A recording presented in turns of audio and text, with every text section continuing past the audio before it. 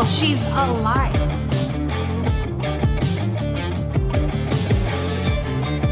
Wow. That's it, he's dead.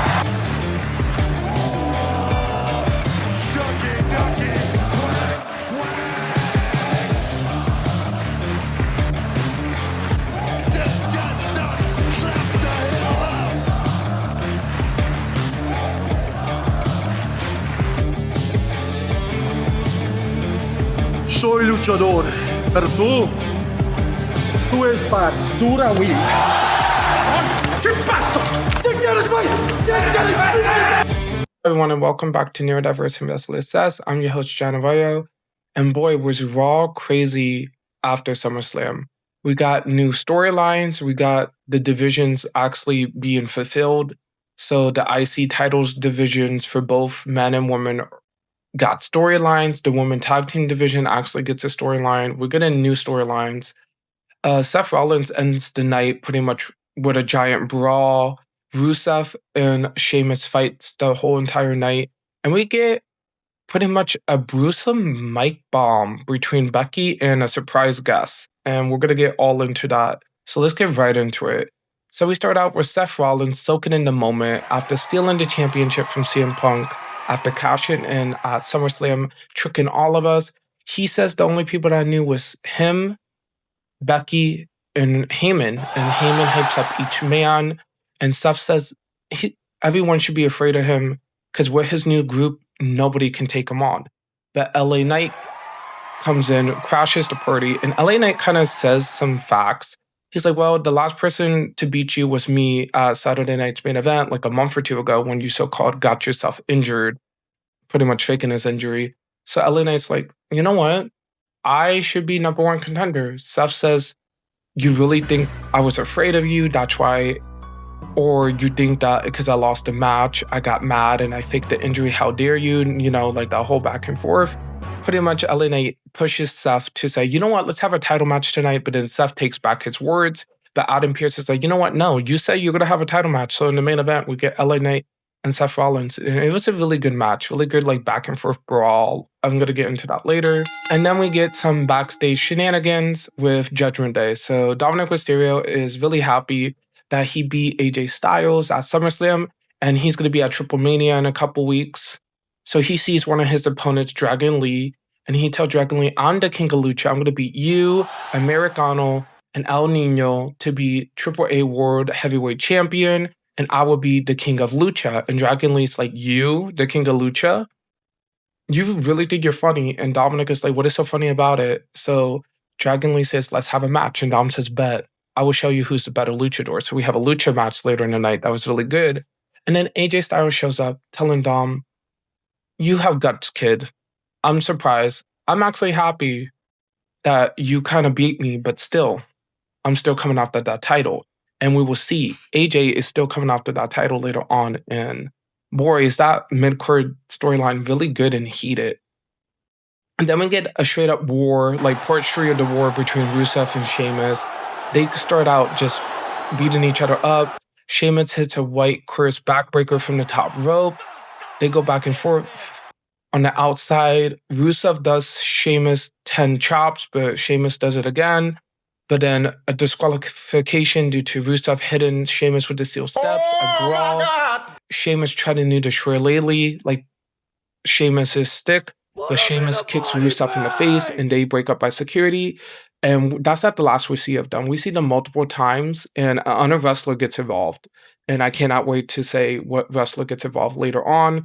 But boy, I can't wait to see how that all turns out. And then we get the Judgment Day. So Judgment Day is still more than that they lost the tag team titles. Xavier Woods' hat, I don't even know.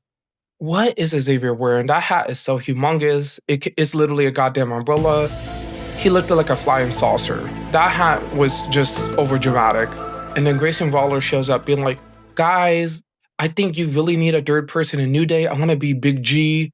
And Xavier and Kofi's like, well, you can, but we're too sad because we lost the titles.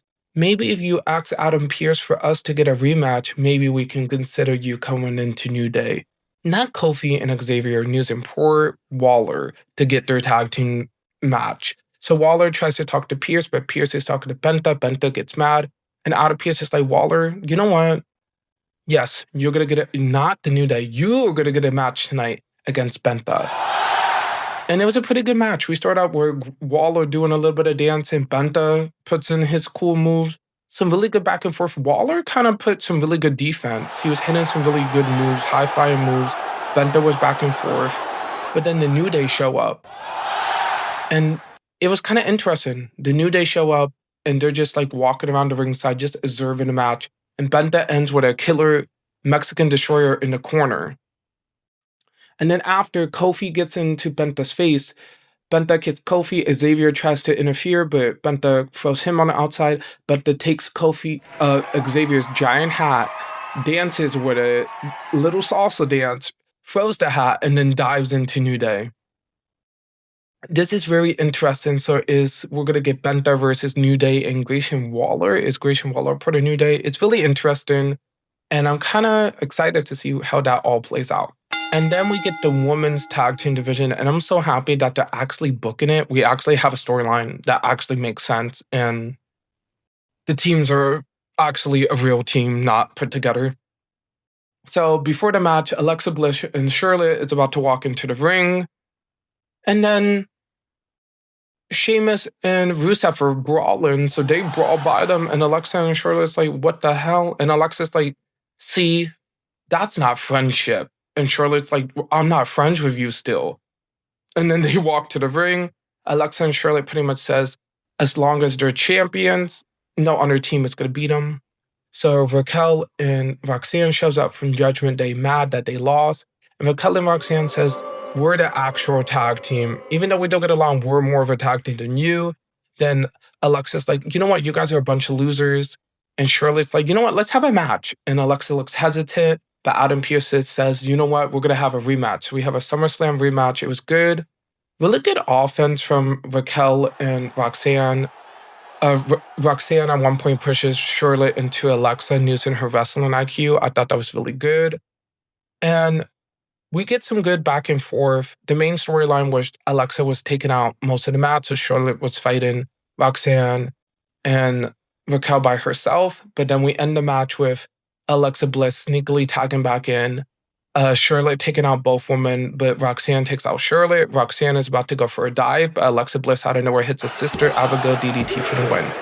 I love the storyline, the unlikely alliances, and we can see that Alexa and Charlotte, it's more friends and more of a team than the so-called the team of Judgment Day's Raquel and Roxanne. And I'm really interested, what team is going to be the first team to break and break up? Most likely Raquel and Roxanne, but this is a really good storyline. And then backstage, Io Sky is frustrated with her loss at SummerSlam. So the Kabuki Warriors is trying to hype her up, saying that, come on, just ask Adam Pearce for a rematch. And Io's like, you know what, I will. And then Rhea shows up, and I'm not going to forget this. Asuka says, oh, Io, your new friend is here. I guess we leave you with her. And then Asuka kind of gives Rhea a dirty look. So keep that in the back of our minds, because I feel like Kabuki Warriors could turn on Io just because Io is talking to Rhea a lot and they're building their friendship, and I think Asuka's getting jealous. Rhea tells Io, you know what, I lost at SummerSlam, but I'm not going to face Naomi. I want to face you. So you get your rematch, get your title back so I can beat you, because you beated me for the title. I want to beat you because I never beated you. I love that storyline of Rhea being like, I don't want to beat Naomi. I want to beat Io because Io took the title off of me and I never beat Io. And Io says to Rhea, I'm going to win my title back, but you ain't going to get the championship because you never won against me and you never will. And Io walks away kind of like making fun of it, but we can see Rhea getting really frustrated. So we don't know if Io is like playing with Rhea, but Rhea's going to just not see it as playing and she's going to take it serious and she's going to crash out. But I'm saying it, we're going to get that Rhea Ripley crash out soon. Just wait for Rhea Ripley. She's going to be heel. Like, most likely we're going to get that Rhea Ripley heel turn soon, and when it does, it's going to be the biggest swerve and the biggest pop. And then we get more drama from SummerSlam. So Lyra and Bayley have drama. So Bayley is walking backstage trying to find like Adam Pearce or something. because she's like, I need to talk to him. I need to talk about Lyra and Becky. They need to have a rematch. Like, Bayley feels bad for costing Lyra the match because Lyra cannot face the IC Women's Champion until Becky's no longer champion. So Lyra is like pretty much not like in a title picture. So when Bayley walks around, Lyra goes up to her and be like, hey, Bayley, I'm not mad at you. I'm not saying we're friends. I'm not saying we're enemies, but I need time away from you. Get away from me. I'm sick of you. I can't even look at you right now. And she walks away. And Bayley looks really disappointed. Most likely we're going to get Lyra versus Bayley, and Lyra is going to maybe be the bad guy in the story. And I want to see heel Lyra. I want to see more aggressive Lyra. And Bayley, keeping Bayley as a babyface, I think it's the good option. And then we get the Lucha showdown of Dragon Lee and Dominic Mysterio. It was really good Lucha back and forth. Dragon Lee was doing really cool like offense with kicks and drop kicks in the corner. Dominic hits a 619, but Dragon Lee gets out of it. Some wild sparks. Nearly Dom gets his head kicked off by Dragon Lee, but then Americano shows up. And then the secondary Americano, and then a third Americano. Yes, so we have 3 Americanos. So we're pretty much getting the Americano universe. You thought the DC universe was big. You thought the Marvel universe was big. Just wait until you go into the Americano universe. We have the original Americano, and then we have 2 more Americanos. I guess it's Americano Mania. And then pretty much Dominic steals the win. And after Dominic is going to use his boot, takes off his shoe, about to beat Dragon Lee with it, but AJ Styles come in for the save. It's really good, and it kind of builds that Triple Mania match because Americano, Dominic, and Dragon Lee is in it. Also, El Niño del Veco is going to be evolved because he's the champion for Triple A. So I don't know if next week he's going to show up if they do like that tag team match, because I think they're kind of hinting that next week we're going to get Dragon Lee and AJ versus Dom and Americano. You never know. Maybe last minute they add AJ Styles to the Triple Mania match, but pretty much this intercontinental storyline is very interesting, and I like it. And then we have Sami Zayn talked about his match against Karrion Kross, and he says that the match, he's past that. But the one thing he's never going to forget is Scarlett handed him that steel pipe, and he says he was about to use it, and he felt no remorse. And Sami says that moment scared him, and he was vulnerable talking about it. And he says that he wants to be champion, but he don't want to do stuff like that to become champion. And he's kind of disgusted that he almost used a weapon. Then Rusev and Sheamus bumps into Sami because they're still brawling. Sami snaps, so Sami starts beating up Rusev. And we never see Sami this aggressive. So pretty much Kross and Scarlett broke something in Sami. Because after pretty much Sami Zayn said it, he was about to use the steel pipe and he didn't. And he's happy, but he was disgusted that he was about to do something so heel-like. And then it's announced next week we're going to get Rusev versus Sami. So we need to see how Sami plays a part in that match. Is Sheamus going to interfere? Is Kross going to somehow interfere? Or is Sami going to have that final breaking point and he's going to just snap? Then we have the mic drop wars. So Becky Lynch comes out talking about, I'm done with Lyra. Lyra can never go after the IC title long as I'm champion, so I want some new blood. It's time for the woman to actually step up. I need to see the best of the best. And Nikki Bella shows up. So the Total Diva wants to face the man. Becky is kind of like making fun of Nikki. And Nikki says, you know what? When I left the women's division, I left it in your hands with you, Charlotte, and Bayley. And you guys did good. But Becky, I thought you was going to do the same after you had a kid and after you took time off. I thought you was going to give women a chance, but you're holding women down. And Becky's so mad that Nikki says Becky's like, you think I'm holding the women's division down? How about you, Nikki? A Hall of Famer coming back and trying to get her spotlight because she's, not a reality star no more and her social media fame is dying? Not Becky coming after Nikki Bella in like her current acting career. And then Nikki says, well, Becky, I guess Hollywood did a workout because you're back in WWE. And Becky's like, well, we was both in Happy Gilmore too. And guess who had more screen time? Oh, me. Nikki looks heated. And Nikki says, you know what? You're the biggest snake in the company. At least when Seth Rollins bolt, he at least like makes it convincing. So Becky's like, how dare you talk about my man? And Becky says her and Seth is the biggest wrestling power couple. And Nikki, weren't you a part of one? But wait, what happened to him? I guess you can't see him now. So yes, Becky low-key dishes Nikki about John Cena. Nikki looks like, what the hell? I don't even know if that was scripted between both of them, but they talked about their love life and it got messy. And Nikki says, well, I helped start the revolution. And Becky's like, yeah, but I made it better.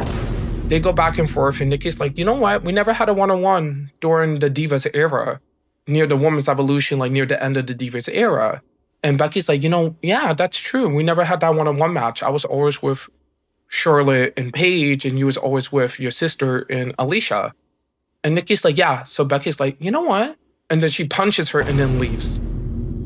So pretty much, it's most likely we're going to get the man versus the diva. And it's going to be a really good storyline because that is true. We never got like Becky versus Nikki like one-on-one. It was always with the Shree groups. Remember when the Divas era became the Women's Evolution? Like it was the Shree groups of women. So it's very interesting. And I want to see how more this story can get gritty. Is Becky going to bring up more of Nikki's being a diva? Is Nikki going to bring up more of Becky backstabbing the women's division? It was a lot of like back and forth heat, and it was really good. And then we get a promo from Naomi backstage, and she gets interviewed, and everyone's like, you know what? I'm happy. People said I wasn't going to win. Look at me. I'm the champion. And next week, I'm going to face Io again, but Io's going to learn her lesson because I guess Io wants to get her beat a second time. And Stephanie Valkyrie shows up saying that if it's Io or you, Naomi, at Clash of Paris is La Primera's time. Naomi gets frustrated and irritated, so Naomi's like, you know what? I'm going to beat Io next week, and then at Clash of Paris, I'm going to shove those horns up your... She literally told the La Primera she's going to shove the horns up her. And La Primera did not look happy. Just wait. Stephanie versus Naomi is going to be a heated match. I cannot wait for that. And then we get some pretty sad news. So Gunther's skull gets fractured. Like, they don't talk too much about it. I think he gets they said a brain injury. They said something about a fracture in the skull due to the fall he took at SummerSlam. So he'd be out of action for a bit. He would be missed, and hopefully he gets better soon. But pretty much he did fracture a piece of... Yeah, I think they said like he fractured his head during the match. That's why he was bleeding. And pretty much medical says he's unclear to compete and they don't know when he will be back. Hopefully he comes back soon and he comes back 100% healthy. But that was a gruesome fall that he took.